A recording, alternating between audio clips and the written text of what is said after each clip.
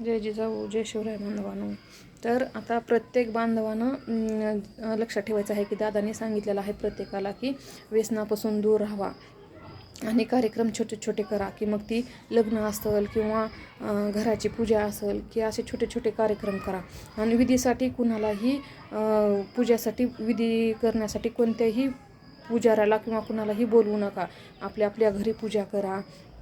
आपल्या छत्रपती शिवरायांचा स्मारक ठेवून त्याची पूजा करा. आपल्या कुलदैवताची पूजा करा. आणि आपले पाहुणे रावळे जे येत असतील त्यांनासुद्धा मी सांगेल की ह्या व्हिडिओच्या माध्यमातून की आपण पण त्यांना कपडे ही ती नेण्यापेक्षा की पैशाची होता होईल एवढी मदत करावी.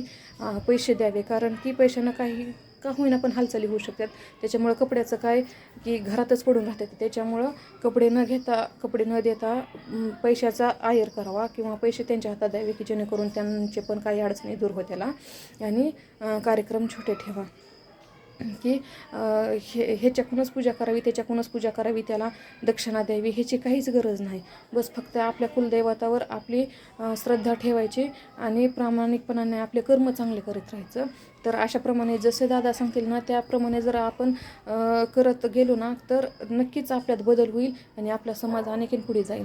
जर तुम्हाला तसंच खर्च करू वाटत असेल तर की एखाद्या गोरगरिबांच्या लेकराच्या शिक्षणासाठी तुम्ही पैसे द्या किंवा जे रंजले गांजले त्यास म्हणावे आपले तशा म्हाताऱ्या माणसांना मदत करा. पण की समजा आपण घरात पूजा घातली की भली मोठी लिस्ट आपल्याकडे देतात. ते भली मोठी लिस्ट दिलेली त्याच्यातले सामान आपण आणायचं. तर सगळे ही डाळ 1 किलो, ती डाळ 1 किलो, ही इतकं सामान आणायचं की जवळजवळ 20,000च्या घरात तर ते सगळं पूर्ण जाते. त्याच्यामुळं कुणाकडून पूजा वगैरे करून घ्यायची गरज नाही.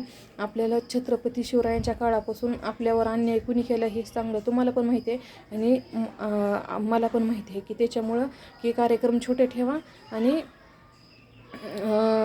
गोरगरिबांना मदत करा. जसं की दादा सांगतात की आपल्याला जास्त आता